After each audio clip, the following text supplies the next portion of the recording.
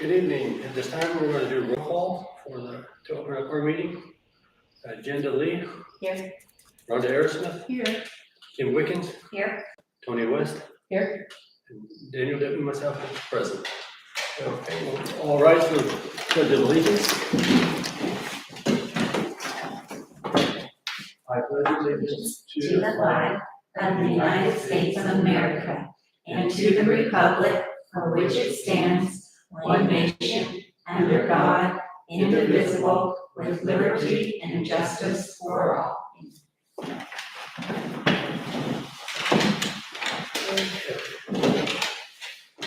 I believe we were all sent a copy of the minutes of the last meeting. Did anybody have any corrections on those minutes? We need a motion to approve those minutes. I motion to approve the minutes. Agenda motion, Rhonda seconds. And we'll pass the signature there.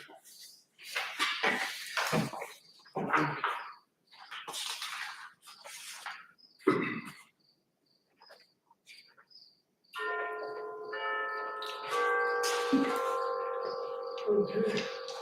While we're passing that around, I'd like to open the adoption meeting for the 2026 budget.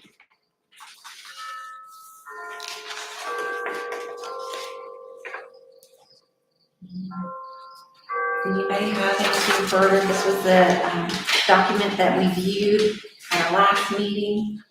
Nobody came forth in the time period that they had, so we don't have any opposition or anything like that. So if everyone's in favor, then we'll go ahead and sign off on that today. So.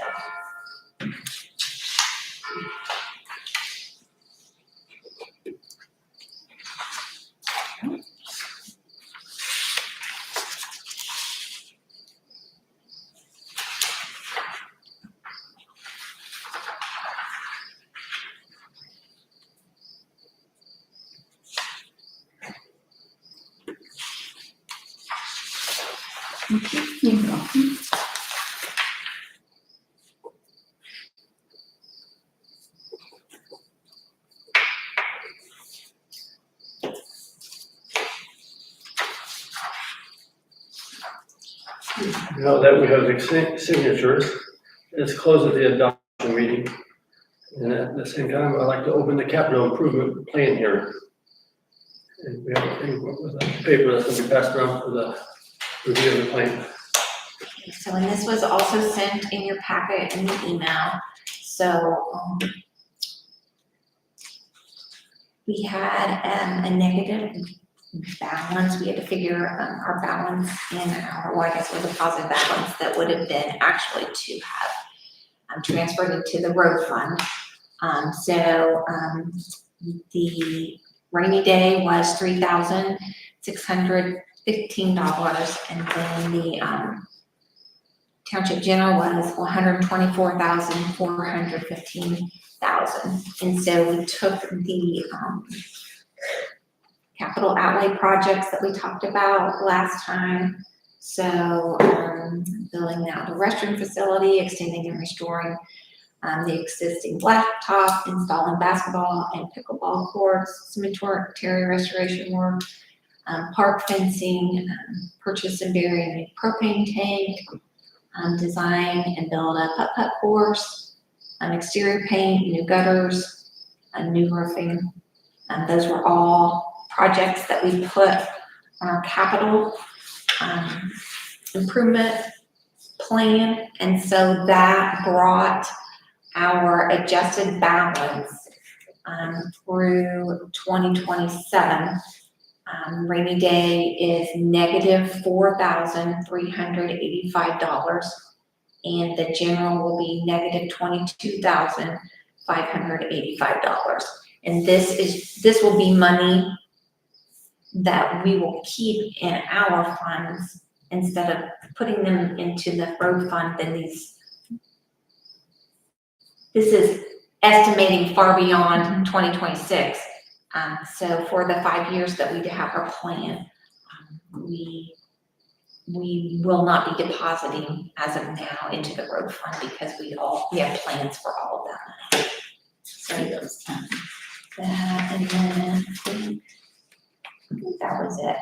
I'm just gonna get the totals. Thanks. Welcome.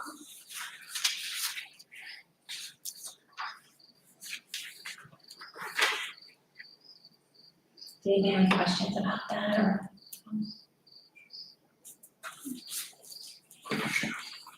Maybe I'll look at it.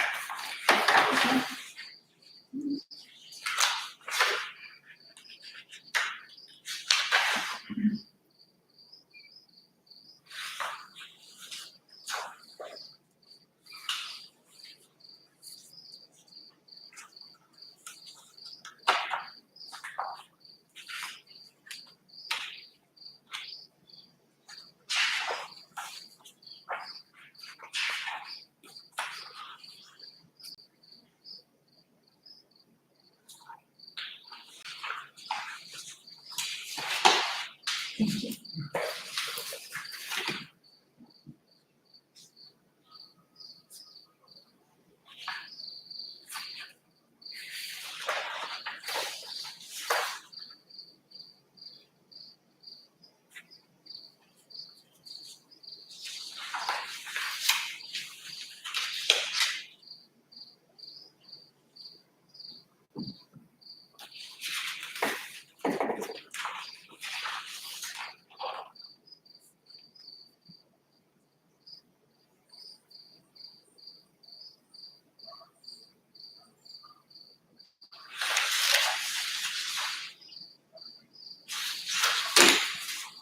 You're welcome.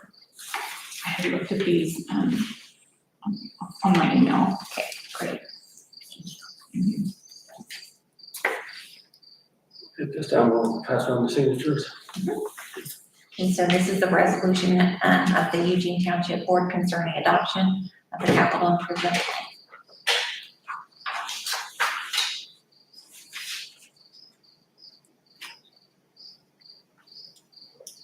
Just look at it. Right.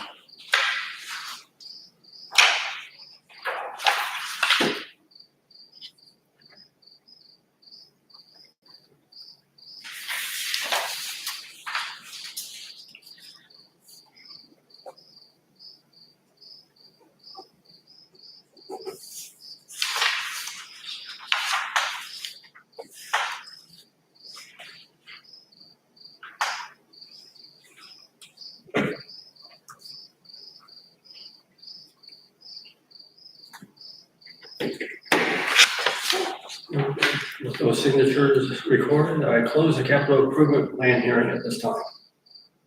Next on the agenda is the adoption of the CIP. Kim will explain what that is. Well, and that's what we just saw. Oh, that's what you just Yeah, said? yep, that's the, yep. And then I guess we'll go on. And this is request for community service funds.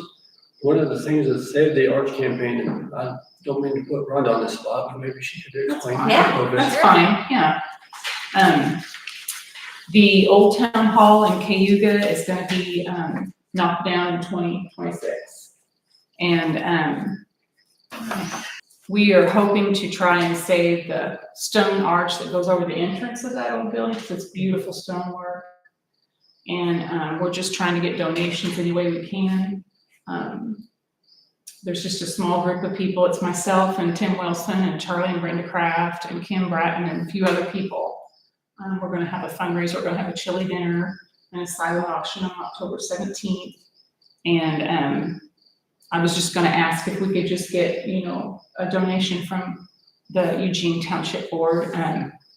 We do have little flyers that went out, and I wrote a poem. And if you have any feelings for old buildings, you want to pass that around so you can see it too. This poem, if I could take 1 minute to read it. Yeah, I'd love to hear it. It's, if you have any feelings for old buildings, it will get to your heart. So I have no problem, I'll read it. It's called Two Old Buildings. Said the old Masonic Lodge to the old town hall. What is puzzling you, my dear? said the old town hall to her aging friend. "What's going on over there?" So he stood up tall, stretching each brick wall as his windows gazed into hers. She's so stunning still after all these years, even though his vision now blurs. Then crystal clear, he sees her shine through those windows that are not really her own, recalling in their younger days her lovely brick and stone, the lively crowds that grazed her steps and passed beneath her arch. At times they dance, at times they twirl, they bounce and hop and march. The trustees and the officers, the parties and the troops, and down below her dungeon jail locked up the rowdy groups. He hosted many gatherings within his high domain. He kept them warm, he kept them dry in wind and snow and rain. You've seen me catch the eastern light, I've watched you catch the west. I stood here on Division Street, I've given them my best. But now my roof is down below with daylight shining through. They've labeled me, condemned my love, and now my time is due. She understood, for she is wise, her solid mind is sound, and she remembers crumbling and falling to the ground. For in her past, she sat up high upon a lovely hill. The voices of the school children ring within her still. Her windows watch the busy years go by on Curtis Street, when cars and horses share the spaces people like to meet. And peeking through a row of trees, the Gothic church would smile because it knew the people too, all dressed in Sunday style. Those big machines completed their work. She heard them talk of a new school to be near the riverbed. Now Albright, Betson, and all the rest will walk its halls instead. Those big machines completed their work, and then her life did change, and all the parts that made her whole would now be rearranged. Some loads were hauled downtown where presently she stands, and others hauled went further south to the fairground land. Now FDR was heard to say, "We're going to make a better day." He founded the famous WPA to help everyone in the USA. They used the bricks from my little school walls and changed me into the new town hall. They worked until it was getting dark to create another building at the Cayuga Park. They even had some left over to use, and so they built some nice brick barbecues. They kept on building in every worthy state, dissolving the Depression's unemployment rate. She had stood facing him all those decades, cherishing a friendship that never really fades. And as she thought of his life and each proud memory, she said, "My dear friend, you'll never be a building that's condemned to me." They arrived as the sun came up that fateful Saturday with more machines and neon greens preparing for his last day. The people started coming then to see the main event, and some drove on by, and some tried to park, and others just came and went. They're taking lots of pictures and videos downtown, all waiting on the moment when her companion would come down. All this attention, all this mindfulness, as everyone recalls the days when he was at his best. They talked about the Freemasons, they talked about the food, they talked about the Eastern Star in such a cheerful mood. And where was all this caring when his crumbling began? Was there no compassion from the brotherhood of man? Oh, she herself had often seen the coming of her own fate, when thieves within her very hold stole all that was ornate. Then through the wind she also heard her arches just might roam, and that they'd be traveling far away from their beloved home. The people blamed each other. They really should have tried. They should be saving buildings while we watch as we drive by. Now all alone she's catching the shining western light. Tim's station on the left of her. Sam's pub is on her right. And so if a building has a soul and dares to start again, she knows that hers will fly due east so she can be with him. So Very good. good. Wonderful. Yes.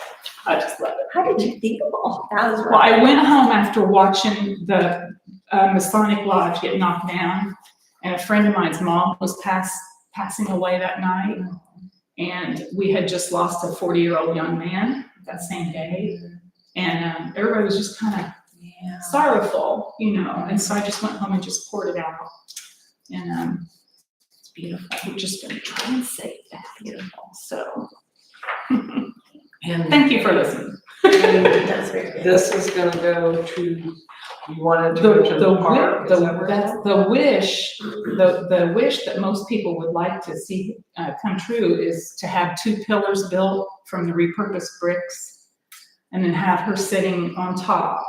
I'm still personalizing her. So she can be walked under again at the walking trail at the Cuba Park. Oh, that'd be nice. Wouldn't that be great? And then maybe if we had any other funds left over, we could put a little plaque on it.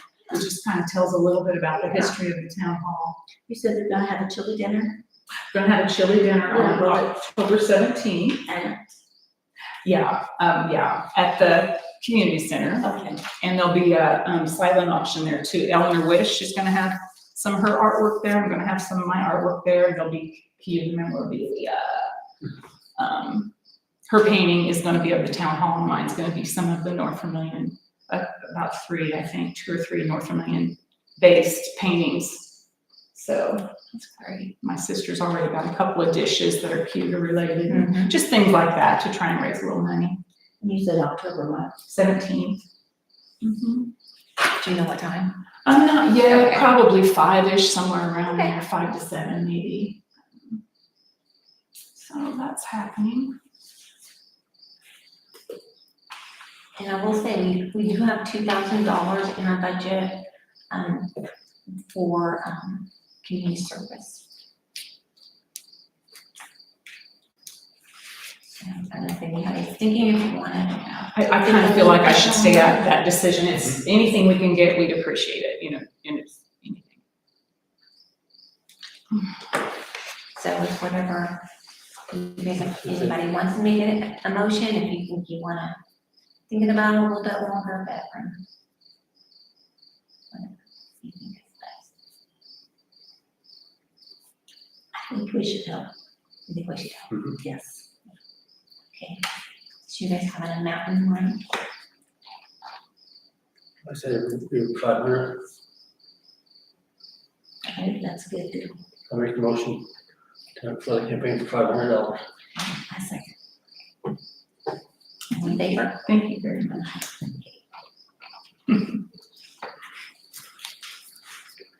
Okay, this leads us to the open discussion part of our meeting. Do we have any? I will tell you that, the gentleman came and started restoring stones again today at the cemetery, so he is there. I talked to him about, we talked about kind of the perimeter and how that's kind of grown up and maybe needing some dirt. And his recommendation for us was to wait until the spring, try to kill the weeds and that's around to find the stones. And then when we find the stones that are kind of hidden back in there, to use like the snow holes, like that they mark, roads and stuff. So he suggested putting those there so we could see where things were and then kind of go from there. Because as of right now, things are kind of covered up. It's really hard to see at this point, so. What was his company's name again? It's Arnett Memorial. Oh, okay.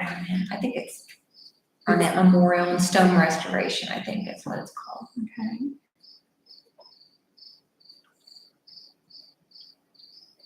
So I haven't been up to see what he's done today, but, he was working hard this morning when I came in, so. He did say, one thing that he did mention was that because there are so many trees back there, that the roots are going, and I really hadn't considered that are gonna make it really difficult to stand stones up and keep them standing that are back there. So, I just asked him, like what his recommendations would be, and, so he's gonna think about some options for us too, as far as that goes.